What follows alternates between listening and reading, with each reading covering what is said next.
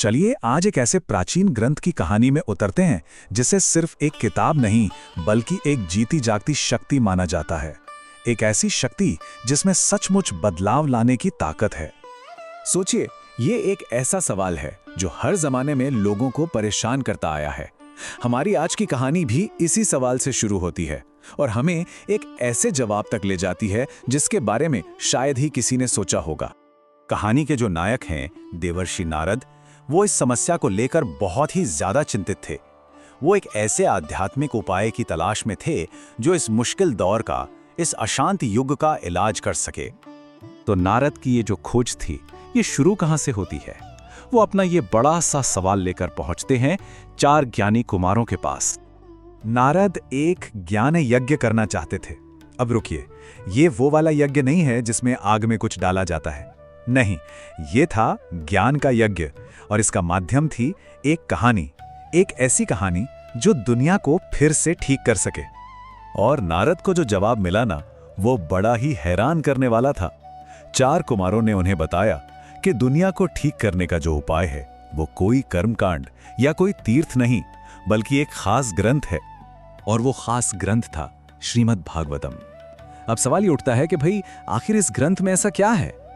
चलिए इसकी शक्ति और इसके दर्जे के बारे में जो बड़े बड़े दावे किए गए हैं उन्हें समझते हैं। ये ग्रंथ सिर्फ दावा नहीं करता, ये गर्जना करता है। मतलब पूरे अधिकार के साथ, पूरे कॉन्फिडेंस के साथ ये ऐलान करता है कि सिर्फ इसके माध्यम से ही परम मुक्ति मिल सकती है। इसके महत्व का अंदाजा लगाना है तो जरा ये तुलना देखिए। 1000 अश्वमेध यज्ञ, उससे भी बढ़कर 100 राजसूय यज्ञ, उससे भी कहीं ज्यादा। यहां तक कि गंगा, गया, काशी जैसे सबसे पवित्र तीर्थों की यात्रा से भी बढ़कर इसका पाठ माना गया है। और ये कोई छोटी मोटी किताब नहीं है। इसमें पूरे 18,000 श्लोक हैं जो बताते हैं कि ये कितना विशाल ग्रंथ है। अब जरा उस सीन को इमेजिन कीजिए जब ये खबर फैलती है कि श्रीमद् भागवतम का पाठ होने वाला है। इस घटना का महत्व इतना बड़ा था कि इसे सुनने के लिए मानो पूरा का पूरा ब्रह्मांड इकट्ठा होने लगा। घोषणा हुई और बस तुरंत ही तीनों लोकों में जैसे एक हलचल सी मच गई। हर कोई इस कथारस को पीने के लिए बेचैन हो उठा और सबने गंगा तट की ओर चलना शुरू कर दिया। और मजे की बात यह थी कि ये सिर्फ इंसानों की सभा नहीं थी। वहां ऋषि मुनियों के साथ साथ खुद वेद, पुराण, मंत्र, यहां तक कि गंगा जैसी पवित्र नदियां और बड़े बड़े पर्वत भी सब साकार रूप लेकर वहां मौजूद थे। सच में ये ब्रह्मांड की सारी आध्यात्मिक शक्तियों का एक अद्भुत मिलन था। तो यहां आकर एक सवाल मन में जरूर उठता है, आखिर इस ग्रंथ में ऐसी क्या बात है, इतनी ताकत, इतनी शक्ति आती कहां से है कि इसके लिए पूरा ब्रह्मांड खिंचा चला आता है? इसका जवाब इसकी पैदाइश की कहानी में छुपा है। इस ग्रंथ का सीधा कनेक्शन है स्वयं भगवान कृष्ण से। इसकी कहानी तब शुरू होती है जब कृष्ण इस धरती से अपनी लीला समेटने की तैयारी कर रहे थे। उनके सबसे करीबी दोस्त उद्धव बहुत परेशान थे। उन्हें यह चिंता खाई जा रही थी कि कृष्ण के जाने के बाद आने वाले अंधेरे युग में, यानी कलयुग में, अच्छाई और भक्ति जिंदा कैसे रहेगी। और उद्धव की इसी चिंता का कृष्ण ने एक ऐसा हल निकाला जो आज तक मिसाल है। उन्होंने अपनी सारी की सारी दिव्य शक्ति, अपनी पूरी चेतना, अपना पूरा सार इस ग्रंथ में डाल दिया। मतलब ये किताब अब सिर्फ शब्द नहीं रही, ये धरती पर खुद कृष्ण का एक जीता जागता शाब्दिक अवतार बन गई। ये श्लोक इसी बात को साफ करता है। ये ग्रंथ कृष्ण की वांग्मयी मूर्ति है। वांग्मयी यानी शब्दों से बनी हुई मूर्ति, एक ऐसा स्वरूप जिसे पढ़ा और सुना जा सकता है।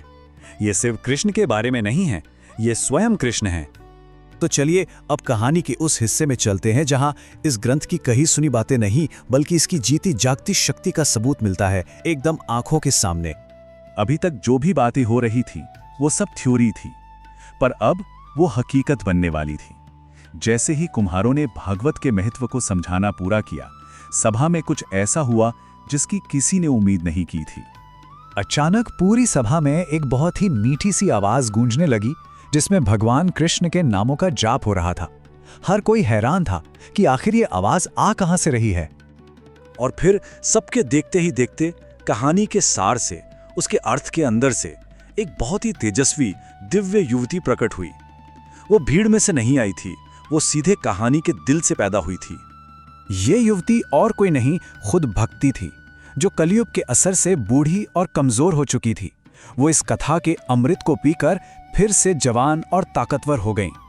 ये इस ग्रंथ की जीवन देने वाली शक्ति का सबसे बड़ा सबूत था।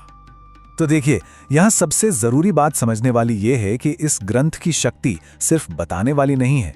ये सिर्फ अच्छी बातों का वर्णन नहीं करता, बल्कि उन अच्छी बातों को हकीकत में बदल देता है। ये प्राचीन कहानी हमें आज के लिए एक बहुत बड़ा सवाल देकर जाती है। अगर शब्दों में, कहानियों में इतनी ताकत है कि वो हकीकत को बदल सकें, उसे नया जीवन दे सकें, तो आज हम अपने लिए और इस दुनिया के लिए कौन सी कहानियां चुन रहे हैं? सोचने वाली बात है।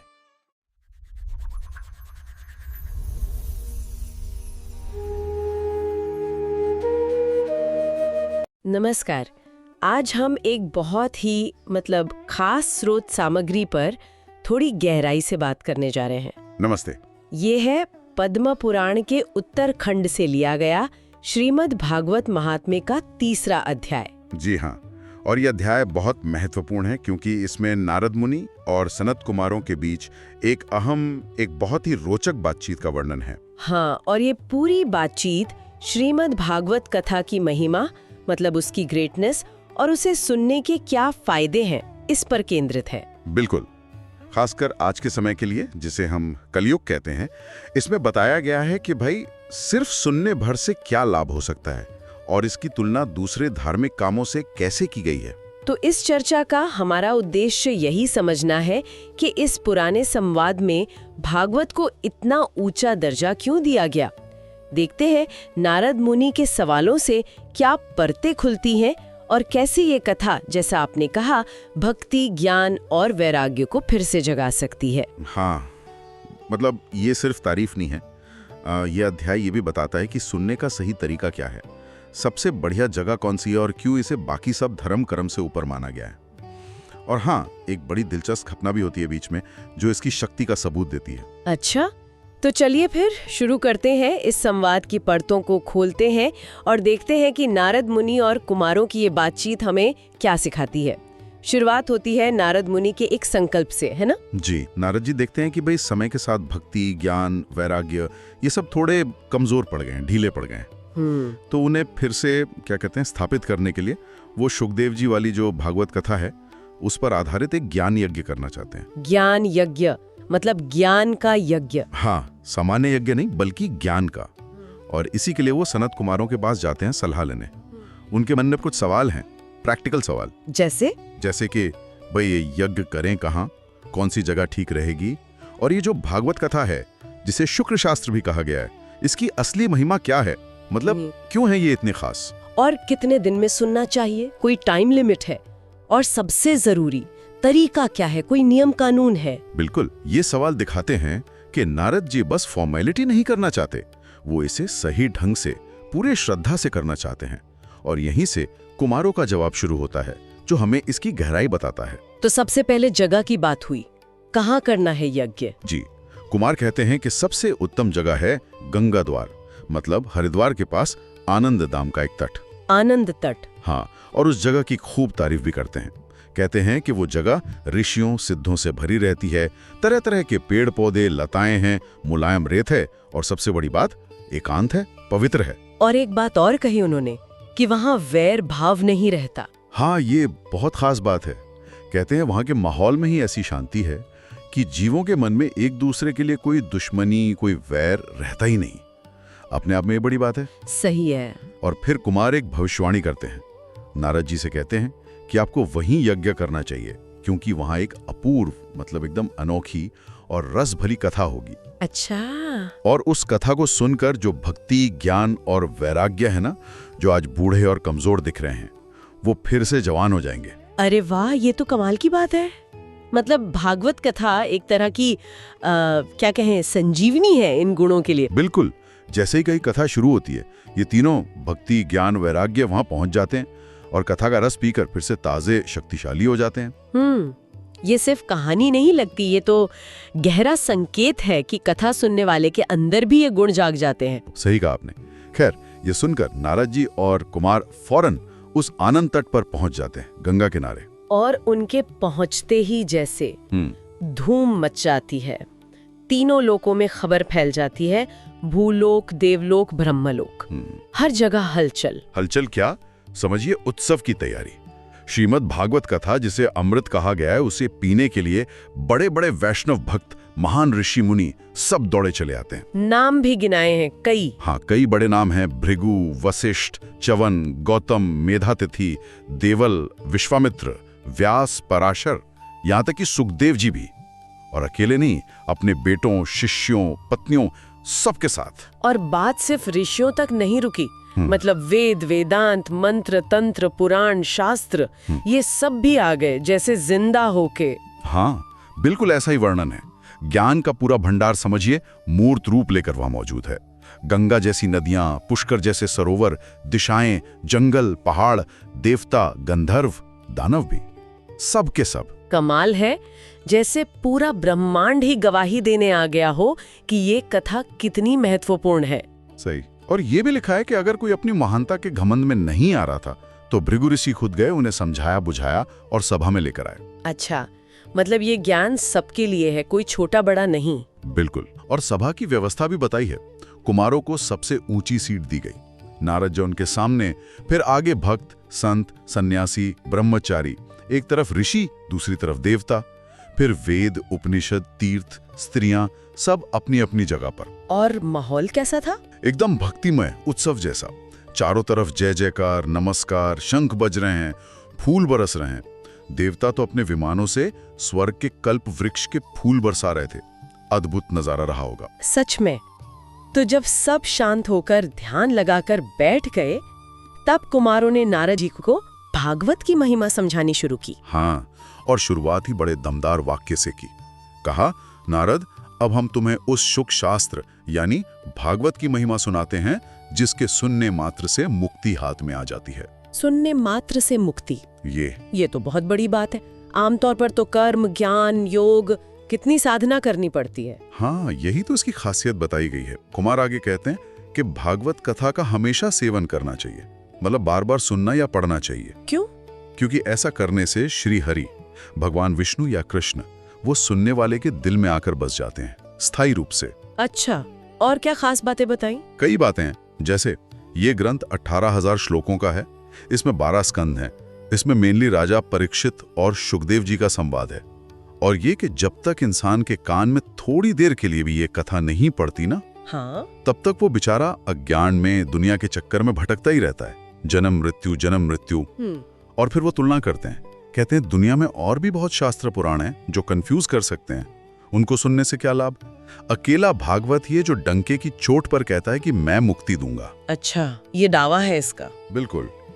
और ये भी कि जिस घर में रोज भागवत कथा होती है वो घर ही तीर्थ बन जाता है, वहां रहने वालों के पाप अपने आप नष्ट हो जाते हैं। पाप नष्ट हो जाते हैं। हाँ, और इसकी महिमा तो बड़े बड़े यज्ञों से भी ज्यादा बताई है। हजारों अश्वमेध यज्ञ। हाँ, वो तो राजा महाराजा करते थे। हाँ, बहुत पुण्य मिलता था उनसे। तो हजारों अश्वमेध और सैकड़ों वाजपेयी यज्ञ भी भागवत कथा के फल के 16वें हिस्से के बराबर भी नहीं है। 16वें हिस्से के बराबर भी नहीं, यानी कथा सुनना कहीं ज्यादा महत्वपूर्ण है बाहरी कर्मकांड से। ये अंदर के बदलाव पर जोर है। ये भी कहा कि शरीर में पाप तभी तक टिकते हैं जब तक भागवत को ठीक से सुना ना जाए। यहाँ तक कि गंगा, गया, काशी, पुष्कर, प्रयाग, इन सबसे पवित्र तीर्थों का पुण्य भी भागवत कथा सुनने के फल की बराबरी नहीं कर सकता। इसीलिए शायद वो सलाह देते हैं कि भाई अगर मोक्ष चाहते हो तो रोज कम से कम आधा या चौथाई श्लोक ही पढ़ लो, थोड़ा सा संपर्क बना रहे। हाँ, और भागवत को कई और पवित्र चीजों के बराबर माना है। वेद, गायत्री मंत्र, पुरुष सूक्त, तीनों वेद, द्वादशाक्षर मंत्र, सूर्य, प्रयाग, काल्स यानी समय, ब्रह्मण, अग्निहोत्र यज्ञ, कामधेनु गाय, द्वादशी तिथि, तुलसी, वसंत ऋतु और खुद भगवान कृष्ण। कहते हैं इनमें और भागवत में तत्वता कोई फर्क नहीं है। मतलब भागवत का पाठ इन सबकी उपासना जैसा है। हाँ, एक तरह से यही दर्शाया गया है इसकी सर्वोच्चता। कहते हैं रोज अर्थ समझकर पाठ करने से करोड़ों जन्मों के पाप कट जाते हैं। करोड़ों जन्मों के? जी हाँ। और अगर पूरा नहीं तो आधा या चौथाई श्लोक पढ़ने से भी राजसूय और अश्वमेध यज्ञ जितना पुण्य मिल जाता है। और 4 चीजों को बराबर बताया है। हाँ, 4 चीजें समान पुण्य देती हैं। रोज भागवत पाठ, भगवान का ध्यान, तुलसी को सींचना और उसकी सेवा करना, और गौ सेवा। और जीवन के आखिरी समय में तो उसका महत्व और भी बढ़ जाता है। कहते हैं जो अपने अंत समय में इसे सुनता है, भगवान गोविंद उसे अपने धाम वैकुंठ ले जाते हैं। और दान करने का भी फल बताया है। हाँ, अगर कोई इसे सोने के सिंहासन पर रखकर किसी योग्य वैष्णव को दान दे तो उसे सायुज्य मुक्ति मिलती है। सायुज्य मुक्ति ये क्या होती है? ये मुक्ति का एक प्रकार है, सबसे ऊंची अवस्थाओं में से एक। इसका मतलब है भगवान के स्वरूप में ही मिल जाना, एक हो जाना। ओह, तो इतना बड़ा फल है दान का। जी, लेकिन दूसरी तरफ जिन्होंने जीवन में कभी इसे ध्यान से सुना ही नहीं, उनके लिए बड़े कड़े शब्द इस्तेमाल किए हैं। हाँ, वो क्या कहा है? कहा है कि उनका जीवन तो चांडाल या गधे जैसा बेकार गया। उन्होंने अपनी माँ को बस जन्म देने का कष्ट ही दिया। वो जीते जी भी मुर्दा हैं, धरती पर बोझ हैं, पशु जैसे। ये तो बहुत कठोर आलोचना है। हाँ, ये शब्द असल में भागवत सुनने के महत्व पर जोर देने के लिए कहे गए हैं। मतलब इसकी उपेक्षा कितनी बड़ी भूल है। और ये कथा इतनी दुर्लभ क्यों है कि करोड़ों जन्मों के पुण्य से मिलती है? ये इसकी दिव्यता दिखाता है। ये कोई आम कहानी नहीं है। इसे पाने के लिए एक तरह की आध्यात्मिक पात्रता चाहिए जो जन्मों के अच्छे कर्मों से बनती है। इसीलिए कहते हैं कोशिश करके इसे सुनना चाहिए, और इसके लिए कोई खास दिन या मुहूर्त का इंतजार नहीं करना। जब मौका मिले तभी सुनना चाहिए, सदा। ये तो हुई रोज सुनने की बात, लेकिन फिर कुमार कलयुग की बात करते हैं जो शायद हमारे लिए ज्यादा प्रासंगिक है। सही कहा। कुमार कहते हैं कि देखो, आइडियल तो यही है कि सत्य और ब्रह्मचर्य के साथ इसे जीवन भर रोज सुनो, लेकिन वो मानते हैं कि कलयुग में ये सबके बस की बात नहीं है। क्यों? क्या दिक्कत है कलयुग में? दिक्कतें गिनाई है। मन बहुत चंचल होता है, टिकता नहीं, शरीर में रोग बहुत हैं, उम्र वैसे ही कम है, और समाज में दोष मतलब नेगेटिविटी बहुत ज्यादा है। सही बात है। ऐसे में लंबे समय तक नियम पालन करना, रोज कथा सुनना, साधना करना मुश्किल है। दीक्षा लेना और निभाना भी कठिन है।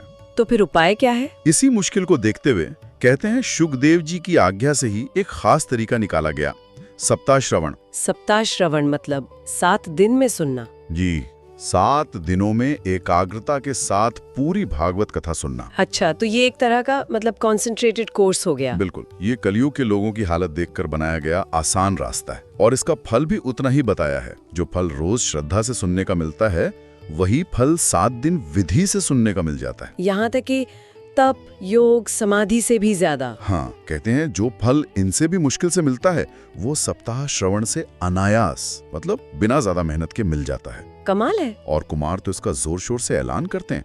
कहते हैं ये सप्ताह श्रवण यज्ञ, व्रत, तप, तीर्थ, योग, ध्यान, ज्ञान सबसे बढ़कर है। बार बार कहते हैं सप्ताह गर्जती, गर्जती मतलब सप्ताह श्रवण की महिमा गरज रही है। हाँ, उसकी गूंज सब तरफ है। ये कलयुग में भक्ति पाने का सबसे शक्तिशाली और आसान तरीका है। ये सुनकर सभा में बैठे शौनक ऋषि ने एक सवाल पूछा। हाँ, उन्होंने क्या पूछा? उन्होंने कहा कि भाई ये तो बड़ी हैरानी की बात है, हिंदू धर्म में तो ज्ञान, कर्म, योग, मुक्ति के इतने रास्ते हैं, उन सबको छोड़कर सिर्फ भागवत सुनना ही मोक्ष के लिए बेस्ट कैसे हो गया?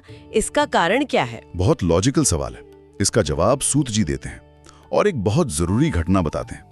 ये तब की बात है जब भगवान कृष्ण पृथ्वी से अपने धाम वापस जाने वाले थे। अच्छा, उद्धव जी वाला किस्सा? जी हाँ, जब कृष्ण जाने लगे तो उनके भक्त और दोस्त उद्धव जी बड़े परेशान हो गए। उन्होंने कहा, हे गोविंद, आप तो अपना काम करके चले जाएंगे, पर अब तो भयानक कलयुग आ रहा है। उस समय जब सत्संग कम होने से संत भी उग्र हो जाएंगे, तब ये धरती, ये भक्तजन किसका सहारा लेंगे? आपके सिवा तो कोई बचाने वाला नहीं दिखता। उद्धव जी ने भक्तों की चिंता जताई कि भक्त आपके बिना कैसे रहेंगे, निर्गुण उपासना तो बहुत कठिन है, कोई उपाय सोचिए। हाँ, प्रार्थना की। तब भगवान कृष्ण ने प्रभास क्षेत्र में सोचा कि भक्तों के सहारे के लिए क्या करूं, और उन्होंने क्या किया? उन्होंने अपना सारा तेज, अपनी सारी शक्ति वो श्रीमद् भागवत ग्रंथ में डाल दी और खुद उसी में समा गए अदृश्य रूप से। ओह, तो ये है राज। भागवत सिर्फ किताब नहीं बल्कि खुद भगवान का शब्द रूप है, वांग्मयी स्वरूप। बिल्कुल, इसीलिए इसे भगवान हरि की साक्षात वांग्मयी मूर्ति कहा है। जैसे मंदिर में मूर्ति होती है ना, पत्थर की या धातु की, हाँ, वैसे ही ये शब्दों की मूर्ति है, जीती जागती। इसकी सेवा, इसका सुनना, पढ़ना, दर्शन करना, ये सब सीधे भगवान की ही सेवा है और ये सारे पाप खत्म कर देती हैं। अब समझ आया कि कलयुग में सप्ताह श्रवण को क्यों सबसे बड़ा धर्म कहा गया, क्योंकि ये तो सीधे भगवान से जुड़ने का तरीका है। एकदम। ये दुख, गरीबी, बुरा भाग्य, पाप सबको धो देता है और कलयुग के जो बड़े दुश्मन है ना, काम और क्रोध, उन पर जीत दिलाता है। अच्छा। यहाँ तक कि भगवान की माया जिसे देवता भी पार नहीं कर पाते, उसे भी इंसान इसके जरिए पार कर सकता है। इसीलिए सप्ताह श्रवण की इतनी महिमा गाई गई है। तो जब ये सब बातें चल रही थीं सभा में, तभी वो घटना हुई जिसका जिक्र आपने शुरू में किया था। वो आश्चर्यजनक घटना। हाँ, सूत जी बताते हैं कि जैसे ही कुमारों ने सप्ताह श्रवण का ये रहस्य बताया, अचानक वहां एक अद्भुत नजारा दिखा।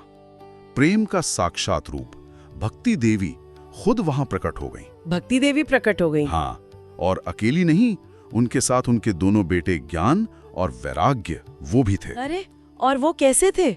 मतलब पहले तो बूढ़े बताए थे। हाँ, वही तो कमाल था। ज्ञान और वैराग्य जो कथा शुरू होने से पहले बूढ़े और कमजोर थे, अब भागवत कथा के असर से एकदम जवान, ताकतवर हो चुके थे, तरुण। वाह। और भक्ति देवी खुद प्रेम में डूबी हुई बार बार भगवान का नाम ले रही थी, श्री कृष्ण गोविंद हरे मुरारे, हे नाथ नारायण वासुदेव। सभा में सब हैरान रह गए होंगे कि ये सुंदर सी स्त्री जो लग रहा था जैसे भागवत के अर्थ से ही बनी है, वो मुनियों के बीच कहां से आ गई। तब कुमारों ने बताया कि अरे हैरान मत हो, ये कोई और नहीं, ये भक्ति देवी हैं, जो अभी अभी इस कथा के अर्थ से निकली हैं। कथा के अर्थ से निकली हैं? जी। क्या बात है। मतलब कथा का असर इतना सीधा, इतना तुरंत। जी। तब भक्ति देवी ने बड़ी नम्रता से कुमारों से पूछा, मुनिवरों, मैं तो कलयुग के चक्कर में बिल्कुल मरियल हो गई थी। आपने इस कथा रस से मुझे फिर से ताजा कर दिया, मजबूत बना दिया। अब ये बताइए कि मैं रहूं कहाँ, मेरा ठिकाना कहाँ है? ये भी गहरा सवाल है, भक्ति कहाँ रहती है? कुमारों ने बहुत सुंदर जवाब दिया। उन्होंने कहा, हे देवी, तुम तो भक्तों के दिल में भगवान का रूप बसाने वाले हो, तुम प्रेम का रूप हो, दुनिया के दुख दर्द मिटाने वाले हो, इसलिए तुम आराम से हमेशा वैष्णव भक्तों के मन में रहो। भक्तों के मन में? हाँ। और एक गारंटी भी दी। क्या? हाँ, चिंता मत करो, भक्तों के दिल में रहोगी तो कलयुग के जो दोष है ना, पाप, बुरी इच्छाएं, अधर्म, वो तुम्हें देख भी नहीं पाएंगे, तुम्हारा कुछ बिगाड़ नहीं सकेंगे। भक्तों का दिल तुम्हारे लिए सबसे सेफ जगह है। अच्छा, ये सुनकर भक्ति देवी मान गईं। हाँ, कुमारों की आज्ञा मानकर वो हमेशा के लिए हरि भक्तों के मन में बस गई। इसीलिए कहते हैं कि वो गरीब भक्त भी धन्य हैं जिनके दिल में सिर्फ भक्ति है। बिल्कुल, क्योंकि जहाँ सच्ची भक्ति होती है, वहाँ तो भगवान खुद अपना लोक छोड़कर उस भक्ति के धागे से खींचे हुए भक्त के दिल में आकर बैठ जाते हैं। भक्ति की शक्ति का क्या अद्भुत वर्णन है। हाँ, और आखिर में कुमार इस भागवत की महिमा का निचोड़ बताते हैं। कहते हैं, इसकी और क्या तारीफ करें, बस इतना समझ लो कि जो इसका सहारा लेता है, चाहे वो कथा कहने वाला हो या सुनने वाला, वो भी भगवान कृष्ण के बराबर हो जाता है। कृष्ण समता कहा है इसे। कृष्ण के बराबर? भगवान के समान पदवी? हाँ, भगवान के समान स्थिति पा लेता है। और ये किसी और तरीके से मुमकिन नहीं है? कुमारों के हिसाब से तो नहीं। वो साफ कहते हैं कि ये दर्जा, ये बराबरी किसी और धर्म या साधन से नहीं मिल सकती। ये सिर्फ और सिर्फ श्रीमद् भागवत की ही देन है। तो ये थी श्रीमद् भागवत महात्म्य के तीसरे अध्याय की एक, कह सकते हैं, काफी विस्तृत और गहरी चर्चा। हमने देखा कि कैसे इसमें भागवत कथा की इतनी ज्यादा महिमा बताई गई है, उसे सुनने का तरीका, उसके फल, और खास तौर पर कलयुग में इसका जो महत्व है, मतलब सप्ताह श्रवण, उस पर रोशनी डाली गई है। हाँ, और जो सबसे बड़ी बात सामने आई वो ये कि भागवत को सिर्फ एक किताब या ग्रंथ नहीं, बल्कि खुद भगवान कृष्ण का साक्षात शब्द रूप माना गया है, उनकी वांगमयी मूर्ति। ये एक जीती जागती शक्ति है जिसके पास आने से, जिसे सुनने भर से भक्ति, ज्ञान, वैराग्य जैसे गुण जो वक्त के साथ कमजोर पड़ जाते हैं, वो फिर से ताजे और मजबूत हो जाते हैं। यहाँ तक कि भक्ति खुद साकार होकर भक्तों के दिलों में बस जाती है। ये सोचना कि कोई किताब या ज्ञान का स्रोत सिर्फ जानकारी ना होके खुद ईश्वर का एक जिंदा एक्टिव रूप हो सकता है, जिससे हम सुनने और भक्ति के जरिए जुड़ सकते हैं, ये अपने आप में बहुत गहरा विचार है, खासकर आज के इस समय में। बिल्कुल, ये हमें ज्ञान को सिर्फ इन्फॉर्मेशन या डेटा की तरह नहीं, बल्कि एक बदलने वाली शक्ति, एक महसूस की जाने वाली मौजूदगी के तौर पर देखने का नजरिया देता है, जिसका अनुभव शायद दिमाग से ज्यादा दिल से होता है। शायद हम सब के लिए ये सोचने की बात है कि ज्ञान और भक्ति का ये जो गहरा नाता है, जैसा इस अध्याय में बताया गया है, वो हमारे अपने जीवन में, हमारी अपनी समझ में क्या मायने रख सकता है। इस पर विचार करना फायदेमंद हो सकता है।